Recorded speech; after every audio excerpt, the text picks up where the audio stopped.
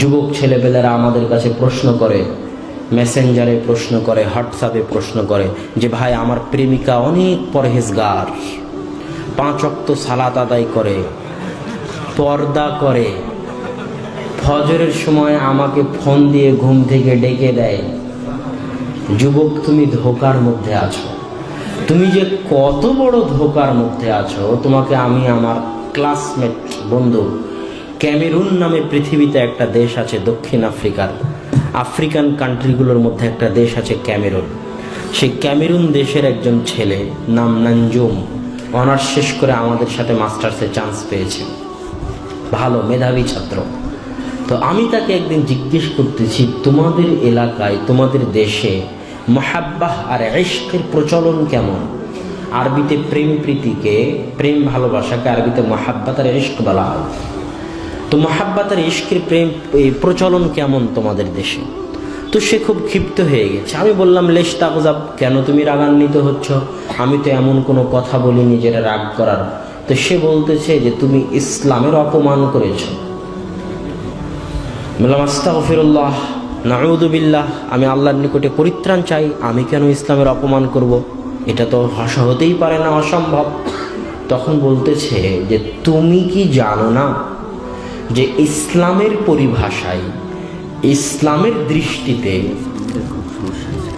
ইসলামের সংজ্ঞায়, ইসলামের দৃষ্টিতে, ইসলামের সংজ্ঞায়, ইসলামের পরিভাষায় বিবাহের বাইরে যত সম্পর্ক আছে, বিবাহিত অবস্থায় হোক, অবিবাহিত অবস্থায় হোক, বিবাহ বহির্ভূত, বিবাহের বাইরে যত সম্পর্ক আছে, সব সম্পর্কের নাম ইসলামের দৃষ্টিতে জেনা।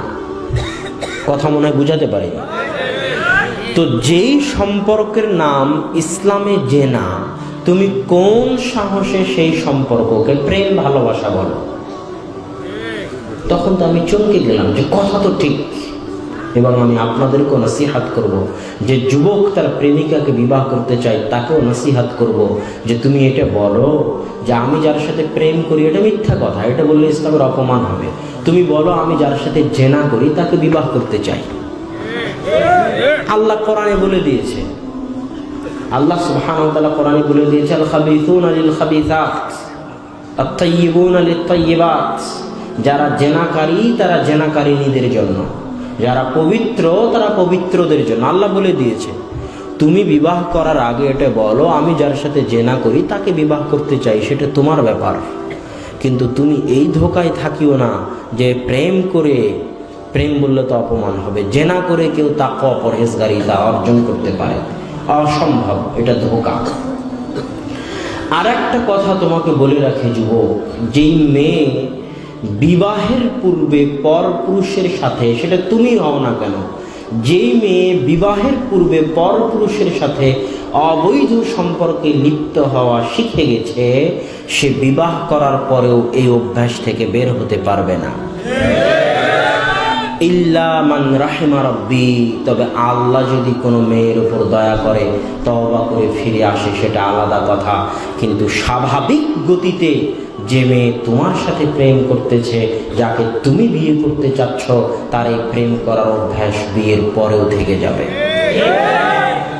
অতএব বিবাহ হতে হবে অবৈধ সম্পর্ক মুক্ত, তাহলে বিবাহে আল্লাহর পক্ষ থেকে রহমত এবং বরকতের দরজা উন্মুক্ত হয়ে যাবে। 2, বিবাহ হতে হবে যাবতীয় অপসংস্কৃতি, যাবতীয় বেহায়াপনা, যাবতীয় অনুষ্ঠান যেগুলো হিন্দুয়ানি সংস্কৃতি থেকে এসেছে, এই সমস্ত অপসংস্কৃতি থেকে মুক্ত, এই সমস্ত বেহায়াপনা বেলেল্লাপনা থেকে মুক্ত। যুবক, তোমাকে বলছি, 31st নাইট তোমার বাপের পৈতৃক সম্পত্তি হতে পারে, কিন্তু বিবাহ তোমার বাপের পৈতৃক সম্পত্তি না। 31st নাইট তোমার সম্পত্তি তুমি কিভাবে পালন করবা তোমার ব্যাপার। 31st নাইটে যদি গান বাজাও একটা গুনাহ হবে। আর ঈদুল ফিতর, ঈদুল আজহা তোমার পৈতৃক সম্পত্তি নয়, আল্লাহর দেওয়া দিন। স্পষ্টভাবে হাদিসে আল্লাহ রাসূল বলেছে, ক্বাদ আবদালাকুমুল্লাহু বিহিমা খায়রাম মিনহুমা, আল্লাহ তোমাদেরকে দিলেন দুইটা দিন, ঈদুল আজহা, ঈদুল ফিতর।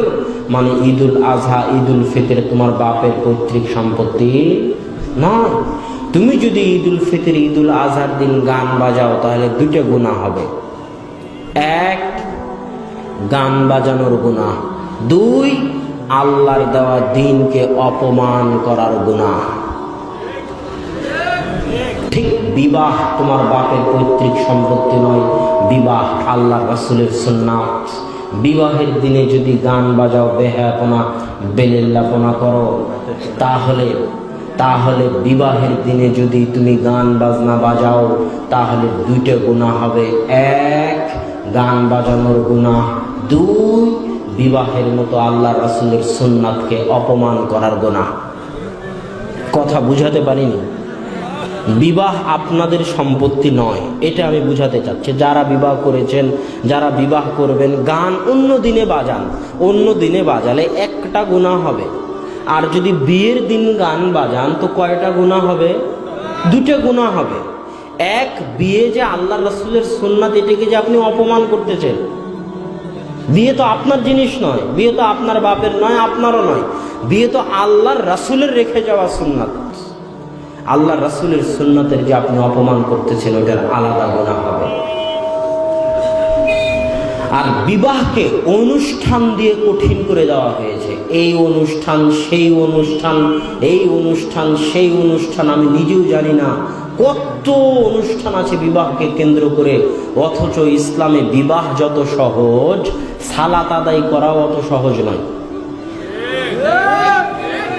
সালাত আদায় করতে গেলে দেখা লাগে জামাটা পরিষ্কার আছে কিনা। সালাত আদায় করতে গেলে দেখা লাগে জায়গাটা পবিত্র কিনা, না হলে পবিত্র জায়গা খুঁজতে হয়। সালাত আদায় করতে গেলে দেখা গেলে আমি পবিত্র আছি কিনা, না হলে গোসল করতে হয়, না হলে ওযু করতে হয়। সালাত আদায় করতে গেলে দেখা লাগে কেবলা আছে কিনা, কেবলা ঠিক না থাকলে কেবলা ঠিক করতে হয়। সালাত আদায় করতে গেলে সালাতের পদ্ধতি জানা লাগে। সালাত আদায় করতে গেলে সূরা ফাতিহা, নাস, ফালাক, ইখলাস, কোরআনের আয়াত, দোয়া, দরুদ, সালাম ফেরানোর পূর্বে কি পড়বেন, রুকু সিজদায় কি পড়বেন, রুকু থেকে উঠে কি পড়বেন, দুই সিজদার মাঝে কি পড়বেন, অনেক কিছু মুখস্থ করতে হয়।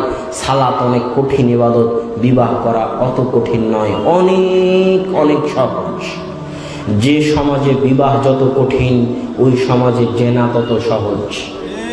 যে সমাজে বিবাহ যত কঠিন, ওই সমাজে জেনা তত সহজ। যে সমাজে বিবাহ যত কঠিন, ওই সমাজে জেনা তত সহজ। তাই সমাজে বিবাহকে সহজ করে দিন। আল্লাহ রাসূলের সামনে একজন মেয়ে এসে বলতেছে, আল্লাহ রাসূল, আমি আপনাকে বিবাহ করতে চাই। আল্লাহ রাসূল মুখটা ঘুরিয়ে নিলেন। মুখটা ঘুরিয়ে নিয়ে পাশে একজন সাহাবী বসেছিল, তাকে বললেন, তুমি কি এই মেয়েকে বিবাহ করতে চাও? সাহাবী বলল, হ্যাঁ আল্লাহ রাসূল, আমি বিবাহ করতে চাই। আল্লাহ রাসূল বলল, তোমার নিকটে মোহরানা দেওয়ার মতো কি আছে? খুঁজে দেখা গেল কিছুই নাই। তখন আল্লাহ রাসূল কোরআনের বিনিময়ে ওই বৈঠকেই তার বিবাহ করিয়ে দিলেন। আল্লাহু আকবার! কত সহজ বিবাহ! আল্লাহ রাসূলের সাহাবী বিবাহ করে এসেছে, আল্লাহ রাসূল জানেই না। আল্লাহ রাসূল বলতেছে, আব্দুর রহমান, তোমার গায়ে হলুদ কেন? তো আল্লাহ রাসূল, আমি বিবাহ করেছি। আল্লাহ রাসূল জানেনই না তার সাহাবী বিবাহ করেছেন। বিবাহ এত সহজ, বিবাহ এত সহজ, বিবাহ এত সহজ।